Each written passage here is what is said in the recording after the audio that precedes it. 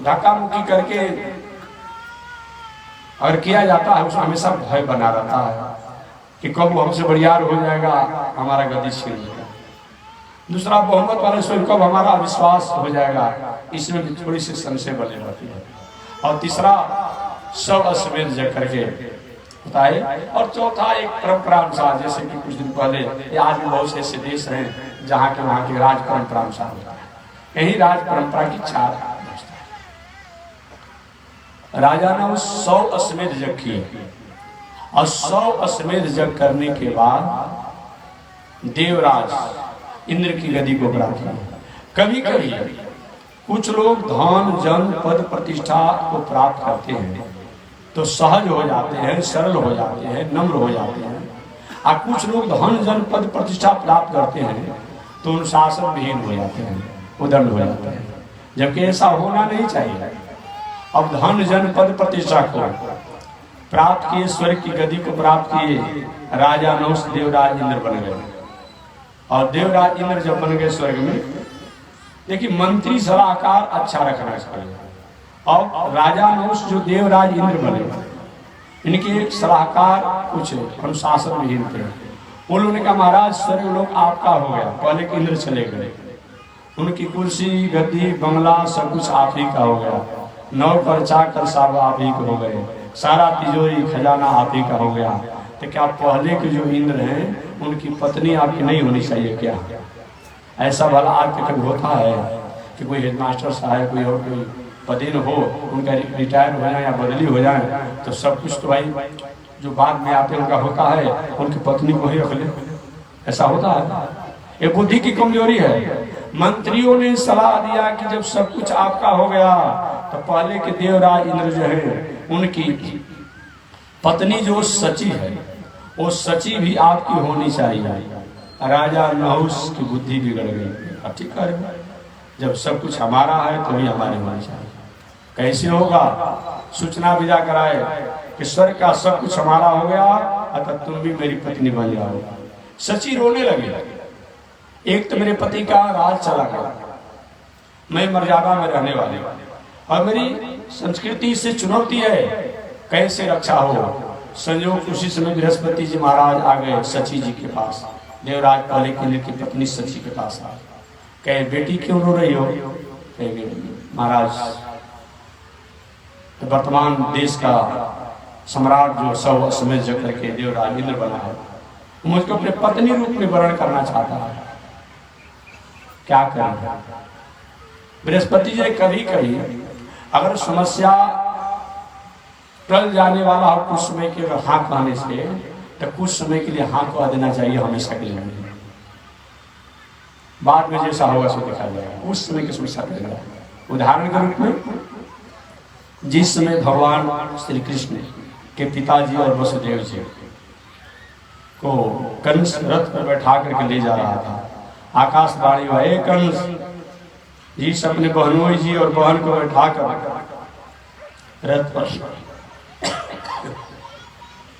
रथ पर ले जा रहे हो, इन्हीं का संतान, इन्हीं का पुत्र जो है आपकी मृत्यु का कारण होगा। और वो कंस देखिए दुष्ट व्यक्ति कभी भी मित्र नहीं होता है, अगर स्वार्थ उसका सिद्ध नहीं होगा तो तुरंत धोखा दे देगा। जो कंस अपनी बहन देवकी और वसुदेव जी को रथ पर बैठाकर हाँकते ले जा रहा था, वही तलवार निकाला कर एकदम इसी समय देवकी को काटा। इस गर्भ से मेरा शत्रु होगा, मुझे मारेगा। वसुदेव जी ने कहा कभी कुछ विवेक से काम ना कहे, मथुरा नरेश आपको अपनी बहन से तो मृत्यु नहीं है, हमसे तो मृत्यु नहीं है, मृत्यु तो है देवकी के गर्भ के संतान से। तो मैं वचन देता हूँ कि जो भी संतान होंगे वो मैं आपको हवाला करूँगा, आपको दे दूंगा। हाँ ये बात तो आपको ठीक है। और वही कंस ने देवकी वसुदेव जी को जेल में बंद कर दिया। तो कभी कभी विषम परिस्थितियां आने वाली हो और हाँ कह देने से और काम बन जाता हो, हाँ कहने से काम बन जाता हो तो कुछ समय के लिए हाँ कह दीजिए। जैसे कि ऐसे ही बताया गया है उत्सवे विवाहे च, उत्सव के अवसर पर कोई उत्सव कुछ बात बोलने से थोड़ा सा बिगड़ने वाला काम समझ में आता हो तो थोड़ा सा आगे पीछे बोल लीजिए। विवाह के अवसर पर कहीं 19-20 बात कर देने से विवाह हो जाता हो लड़का लड़की का, तो बोल दीजिए बाद में जो होगा सो होगा। उस समय विवाह में बहुत परेशानी हो जाए रही है लड़की के लड़का के, कुछ 19-20 बोल दीजिए। अगर कहीं कोई कहता कि नहीं हमको तो चाहिए तो 5 फुट 6 इंच चाहिए, अब करने आए 5 फुट 3 इंच तो 3 इंच क्या कीजिए, हालांकि वो सामने आदेश देते हैं दोनों का सामने ही क्या बताते हैं बताया साथ की बात। तो अगर कहीं आज के युग में थोड़ा सा अगर 3 फीट ऊंचा बता देंगे तो क्या बिगड़ जाएगा। तो उत्सव विवाह संकट प्राण संकट में राष्ट्र पर किसी प्रकार की आपत्ति विपत्ति आया है और धर्म की कोई रक्षा करना हो, संस्कार संस्कृति की रक्षा करना हो, तो थोड़ा सा अपने वाणी को संकोच कर देने से और काम प्रशस्त हो रहा हो, मंगल हो जा रहा हो तो विचार करके करना चाहिए। यही किया वसुदेव जी ने, यही काम बृहस्पति जी ने बताया कि सची तुम कह दो ठीक है मैं आपकी पत्नी बनूंगा, एक मेरा शर्त है, हमको ऐसे ही आप पालकी ले आइए जिस पालकी पर आज तक कोई चढ़ा नहीं हो, और ऐसा कहार लाइए जो किसी कहानी किया नहीं हो। और राजा नहुष प्रसन्न हुआ और अपने मंत्रियों द्वारा सुन करके नया पालकी बनाया। और कहार किसको ढूंढा जाए, कहार को मिल नहीं रहा था। संयोग से ये सप्तऋषि लोग, जब राजा नहुष पृथ्वी पर सम्राट था तो सप्तऋषि लोग राजा नहुष के यहाँ जाया करते थे। कश्यप, अत्रि, भरद्वाजो, विश्वामित्र अथ गौतम, जमदग्नि, वशिष्ठ, यही 7 ऋषि आया जाया करते थे। और मंत्री महाराज आपका भाग खुल गया, क्या हुआ? देखिए महात्मा लोग आ रहे हैं, ये आकर दूसरे के कहानी नहीं किए हैं, इनके वाणी में जो है अच्छा दोनों है। इन्हीं लोग का 5 मिनट के लिए कहार बना लीजिए, आपका काम बन जाएगा।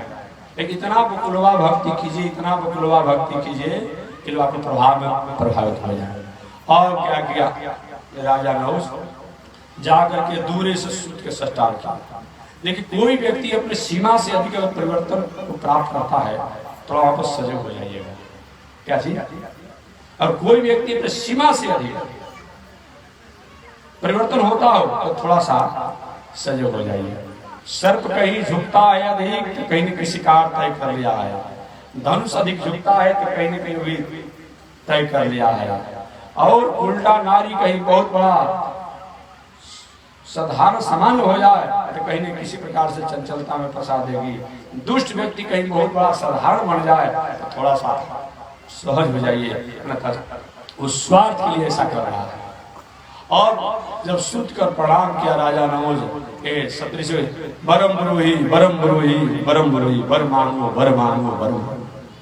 अब सब कितना सहज हो गया।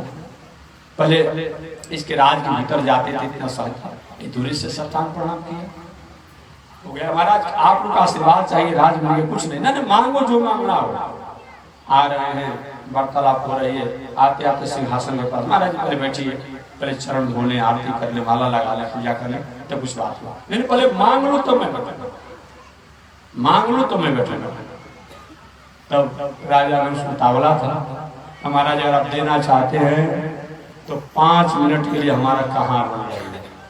अब पीढ़ी दर पीढ़ी के सारी व्यवस्था मैं आप लोग कर दूंगा, मैं देवराज इंद्र हूँ, कुबेर को आज्ञा दूंगा, सब कुछ कर देगा। ये बात सुनते ही विश्वामित्र बाबा अपना माथा पकड़ ली, कपार पकड़ ली, सिर पकड़ ली। राम राम, कोई पाप बाकी रह गया है क्या?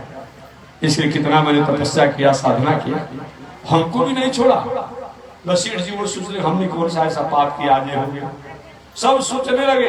लेकिन संत है वाणी दे चुके हैं, ठीक है चलो तुम कहार तुम्हारा बनेगा। महाराज पहले बैठे थोड़ा आरती कर लेते हैं, पैर धो लेते हैं, माला आता तो हो नहीं, अब जो करना वही करो, पैर छोड़ दो। अब पालकी आया, पालकी पर राजा नहुष बैठा, 3 ऋषि लोग, 4 ऋषि लोग आगे पालकी में हो गए, कश्यप ऋषि, अत्रि ऋषि, भरद्वाज ऋषि और विश्वामित्र। जैसे पालकी हो गया, पालकी का अगला डंडा होता है, तो पालकी के अगला डंडा में सबसे पहले कश्यप ऋषि, कश्यप, अत्रि, भरद्वाज, विश्वामित्र। पालकी के अगला डंडा के पीछे में विश्वामित्र बाबा है, और पालकी के डंडा के पीछे जो है कश्यप, अत्रि, भरद्वाज, विश्वामित्र, गौतम ऋषि, जमदग्नि और वशिष्ठ, यही 7 ऋषि हुए और ले जा रहे थे। कभी कभी सोच रहे थे क्या हुआ, कौन सा दंड दिलवा रहे हैं, ऐसा क्यों आपने किया, कुछ अब बता दिए कुछ प्रायश्चित कर लेते, ऐसा दंड दिलाया जाता है। और इतना उतावला था राजा नहुस कि बार बार कहता सर्प सर्प सर्प। व्याकरण से सर्प जो है ये मग धातु से बनता है, ग्रामर से सर्प जो है ये मग धातु से बनता है। सर्प माने तेजी में चलो, तेजी में चलो। कभी कभी तो लोग नाराज हो जाते हैं जब सर्प बोलता दुष्टा का काम कर रहा है, देववाणी संस्कृत बोल रहा है। एक बार तो इतना उतावला हो गया ये कि अपना पैर निकाल करके विश्वामित्र बाबा के पीछे पर कहानी कर, सर तेजी में चलो। विश्वामित्र दुष्टा का काम करे हो, देववाणी संस्कृत बोल रहे हो, तो जाओ सर्पो भव, मर करके सांप हो जाओ। वही राजा नहुस 100 अश्वमेध यज्ञ करने वाला, इंद्र की गद्दी पर बैठने वाला भी मर करके अजगर सांप हो गया। हठवत संकट सहे गाल और लौक नरेश, वही राजा नहुस। तो इससे पता चलता है कि देवता लोग कभी कभी डिमोशन में, हम मनुष्य प्रमोशन में हैं। डिमोशन में कैसे है, पहले तो देवता लोग बहुत दिनों तक भोग भोगेंगे, आप भोग भोगने के बाद जब उनका फिक्स डिपोजिट पूर्ण जब क्षय होगा, आप तब ये संसार में आएंगे। आप संसार में आएंगे, कोई जरूरी नहीं कि मनुष्य बनेंगे, पशु पंछी हर एक प्रकार के जनियों को प्राप्त कर सकते हैं। उसके बाद अच्छा कर्म होगा तो वो क्या करेंगे, तब मनुष्य बनेंगे। मनुष्य बन करके भक्ति करेंगे, उपासना करेंगे, साधना करेंगे, आप तो भगवान की कृपा के अधिकारी होंगे। हम मनुष्य बने हुए हैं। वो पहले तो बहुत दिनों तक भोग भोगेंगे, भोग भोगने के बाद अपने कर्मों के अनुसार अलग अलग जोनियों को प्राप्त करेंगे। अलग अलग जोनियों के बाद मनुष्य बनेंगे, मनुष्य बन करके भक्ति करेंगे, तब आत्म कल्याण को प्राप्त करेंगे। हम मनुष्य बने हुए हैं, इसलिए हम मनुष्य प्रमोशन में, देवता लोग डिमोशन। निर्देहमाद्यम सुलभम सुदुर्लभम, सुलभम सुदुर्लभम पल्वम सुकल्पम पल्वम।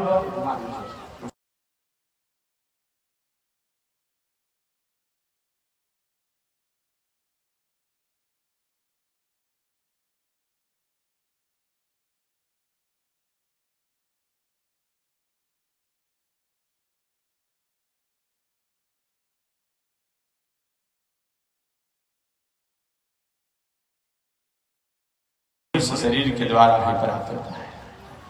ऐज ही लाइक शरीरम वसु विज्ञानम, ये शरीर जो है सभी प्रकार के ज्ञान और विज्ञान का कारण है। तो निर्देह माध्यम सुलभम सुदुर्लभम, जो देवताओं के लिए दुर्लभ है वो हमने सुलभता से प्राप्त किया है, या अभी जो हमने सुलभता से प्राप्त किया है बाद में दुर्लभ हो जाएगा। दोनों अर्थ हो रहा, सुलभम सुदुर्लभम पल्वम सुकल्पम। इस मानव शरीर की रचना कितना सुंदर किया गया है। ऐ दुनिया बनाने वाले, क्या तुम्हारे मन में समाई, काहे के तुमने दुनिया। कितना बड़ा विकल्प होगा जी, कितना बड़ा लेटेस्ट हाईटेक का इंजीनियर होगा जी, विचार करते हैं। सारा शक्ति यही दे दिया है, पावर हाउस, ज्ञान हाउस, विचार हाउस, सब कुछ यही दे दिया है। कितना बड़ा उसका मैनेजमेंट अच्छा होगा। पल्वम सुकल्पम, कभी आपने मोर के पंखों को देखा होगा, देखा एक बार पेंटिंग कर दिया गया है मोर के पंखों में, सैकड़ों वर्ष तक उसकी शाइनिंग नहीं जाती है। हम और आप अपने घर और अलार्म को सारा कराते हैं, 5-10 वर्ष पर उसका डिस्टेम्पर हो जाता है। एक बार पेंट कर दिया है, कितना सुंदर है।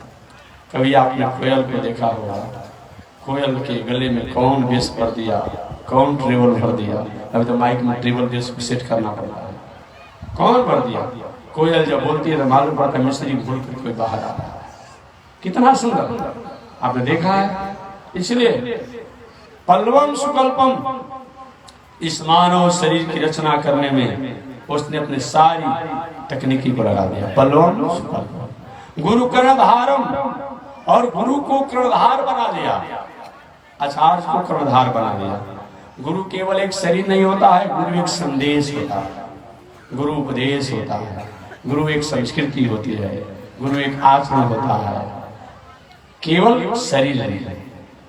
ठीक है, हमारे आपके जैसा एक गुरु का शरीर भी होगा वो भी, लेकिन उनका संदेश, उनका आचरण, उनका कर्तव्य, उनका संस्कार, उनकी संस्कृति हमारे जीवन के लिए है। गुरु कर्णधारम, गुरु को कर्णधार बना दिया। जैसे कि गाड़ी कितना भी सुंदर हो और चलाने वाले ड्राइवर अच्छे नहीं हो तो गाड़ी कहीं खाई में गिर जाती है, कहीं एक्सीडेंटल हो जाती है, एक्सीडेंट हो जाता है। तो ये मानव शरीर जो है सुंदर है, इस मानव शरीर को चलाने के लिए गुरु को ही ड्राइवर बना दिया गया। गुरु कर्णधारम, गुरु को कर्णधार बना दिया गया। मयानुकूले नवस्य चेरितम, भगवान कहते हैं कभी कभी ऐसा होता है गाड़ी भी अच्छा हो, ड्राइवर भी अच्छा हो, उसके बाद भी मालिक जो होता है भाई हो सकता है गाड़ी को कहीं ड्राइवर कहीं दुर्घटनाग्रस्त मत कर देगा। हमेशा अपने मोबाइल पर सर्च करते रहता है कहाँ गाड़ी गया, क्या हुआ, कैसे हुआ, किधर रुका हुआ है, क्या कर रहा है। भगवान कहते हैं ड्राइवर गुरु को होने के बाद भी मया अनुकूले नवस्य चेरितम, हम अनुकूल वायु बन करके संसार के प्राणियों को संदेश देते रहते हैं, उपदेश देते रहते हैं। देखेंगे नहीं तो आजकल गुरु भी अलग अलग प्रकार के लोग हो गए, नए नए विचारों के लोग हो गए। और आज तो ऐसा कुछ धर्म पंथ विचार चल गया है जो हमारे जीवन में किसी प्रकार के दोष हो, त्रुटियां हो, खामियां हो, अवगुण हो, और उसी को प्रोत्साहन देने के लिए वो कहते हैं कि आप कुछ भी खाइए, कुछ भी पीजिए, कैसे भी रहिए, बस हमको गुरु मान लीजिए। ऐसा नहीं होता है। गुरु का मतलब गुरु सत प्रकाश, रू सद विरोध हुआ, जो सत्य, परमार्थ, परोपकार, सदाचार की तरफ हमें प्रेरित करे और गलत मार्ग से हमें रोके, उसी का नाम गुरु है। हमारे जीवन में किसी कारण से अस्मिता, अविवेक, असौहार्द, असहनता, मानवता कहीं पनप रही हो, उस पर जो संयम करे, निरोध लगाए, उसी का नाम क्या है? गुरु। आपने सुना होगा गौतम बुद्ध जी का नाम, अंगुलीमाल नागू जैसे अपराधी को उन्होंने अहिंसा व्रत का पुजारी बना दिया। आपने वाल्मीकि जी का नाम सुना होगा। वाल्मीकि जी बहुत अपराध की दुनिया में थे, सप्तऋषियों ने उनका गुरु बन करके उनको सब तत्व चला दिया। एक गुरु का मतलब होता है, गुरु का मतलब ये नहीं है अब रास्ता में जा रहे हैं महाराज जी गुरु बन गए हैं, अब पेड़ के हालांकि नाराज भी मत होगा कोई पिता खाता होगा, अब पेड़ के यहाँ अब गांजा, एक गांजा का चिलम बंद नहीं होता, दूसरा चिलम शुरू होगा। अब इसी के लिए मतलब होता है नहीं, हमारे जीवन में किसी प्रकार का दोष हो, खाने का, पीने का, रहने का, उठने का, बैठने का, बोलने का, संगत का, जो भी दोष हो, उन दोषों को त्याग और सत्य पर चलने का प्रेरणा प्राप्त हो, उसी का नाम गुरु है। चाहे वह जो हमें प्रेरणा देने वाला है। तो गुरु कर्णधारम मयानुकूले, भगवान कहते हैं मैं अनुकूल वायु बन करके और संसार के प्राणियों को प्रेरणा देते रहता हूँ। अनुकूल वायु क्या है? एक बार एक महानुभाव ने हमसे पूछा था, महोदय जी ने पूछा था कि महात्मा जी धर्म कर्म क्या? मैंने कहा धर्म की तो बहुत विस्तार से व्याख्या है, लेकिन आप बताइए धर्म कर्म क्या है? तो मैंने उनको सीधी सीधी बात कहा, आत्मन प्रतिकूलानि परेशान न समाचरेत्। व्याख्या तो बहुत ब्रह्मचारी कह रहे थे, थोड़ी सी उन्होंने अपने मार्ग से हटकर बताया तिलक करना भी धर्म है, माला लगाना भी धर्म है, पूजा करना, ऐसे थोड़ी कहेंगे आप नहीं धर्म, ऐसी बात नहीं होगी, वो है। लेकिन धर्म का मतलब क्या होता है? धर्म कहते किसे? आत्मन प्रतिकूलानि परेशान न समाचरेत्। आत्मन, जो आपके लिए, आपके आत्मा के लिए, आपके लोगों के लिए, आपके आत्मा के लिए प्रतिकूल हो, विपरीत हो, निंदनीय हो, अपमानजनक हो, कष्टकारक हो, परेशान, दूसरे के साथ न समाचरे, आचरण न करे, व्यवहार न करे, इसी का नाम।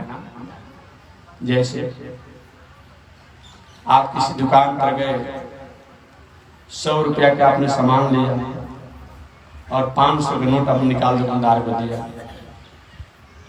दुकानदार ने ध्यान नहीं दिया, भीड़ भड़का में होगा, जैसे भी 500 रुपया डाल दिया, 400 रुपया लौटाया। आप अपने घर पर आए, देखिए कि सामान तो 100 रुपया का है और 500 रुपया हमने दिया, 400 लौटाया मैं। और उसके पास कह रहे, भाई मैंने तुमको 500 रुपया दिया था, 100 रुपया का सामान देकर 400 रुपया लौटाया कि नहीं? देखिए हमको याद नहीं है, अब मैं कुछ कर नहीं सकता। अब आप जब जब दुकानदार याद करता है, नाराज होते हैं, बहुत बड़ा बेईमान है, बहुत बड़ा बेईमान है। अब वही काम कहीं आप कर देते हो, कहीं 500 का सामान हो, आपने समझा कि 500 का नोट है, 100 का नोट निकाल दुकानदार को दे दिया। दुकानदार भी भीड़ भड़ा कर भाई इतने का लिस्ट होगा, उतना पैसा दिए होंगे, वो 100 रुपया का नोट कहीं बक्सा में डाल दिया। आप 500 रुपए का सामान लिए, 100 रुपया देकर काम चला, 400 रुपये का चूना लगा दे दुकानदार को। आप प्रसन्न होते हैं। आपको कोई चूना लगाता है तो आपको कष्ट होता है, तो दूसरे को आप चूना मत लगाइए, धोखा मत दीजिए, इसी का नाम धर्म है। ये जब तक नहीं हो पाएगा तब तक सही माने धर्म पर नहीं जाएगा। आत्मन प्रतिकूलानि, आत्मन आपके लिए जो प्रतिकूल हो, प्रतिकूलानि परेशान, आपकी बेटी बहू के प्रति किसी की निगाहें गलत होती है, आबरू मर्यादा से खिलवाड़ करता है, मन में उदासी होती है कि हमारे प्रतिष्ठा से खिलवाड़ करता है, आप ही दूसरे की बेटी बहू के प्रति गलत निगाहें न रखें, यह क्या है? धर्म है। आप रास्ते में जा रहे हैं, छोटा सा आपका नाती है, बहुत नटखट स्वभाव का है, दौड़ते जा रहा था, किसी पत्थर के टुकड़ा से चोट लगा, अंगुली कट गया, खून गिर रहा, रो रहा, छोटा बालक है, अरे मेरा बेटा को अंगुली कट गया, खून गिरा है, इतना और रो रहा है, आप भी दुख में है, दुख में है, जाकर दवाई कराते हैं, तो जब थोड़ा सा खून दिखने से आपको दुख हो जाता है, तो दूसरे प्राणी को भी मूड़ी उठ करके पेट में हजम मत करना। बात समझ गए? आपका बेटा को थोड़ा सा अंगुली कट गया तो कष्ट हो रहा है, आप प्राणियों को हत्या कर देते हैं। ये धर्म है, जब तक ये नहीं हो जाए तब तक से बहुत कुछ आपने नहीं जाना है, बहुत कुछ आपने नहीं जाना। आत्मन प्रतिकूलानि परेशान न समाचरे। एक अपराधी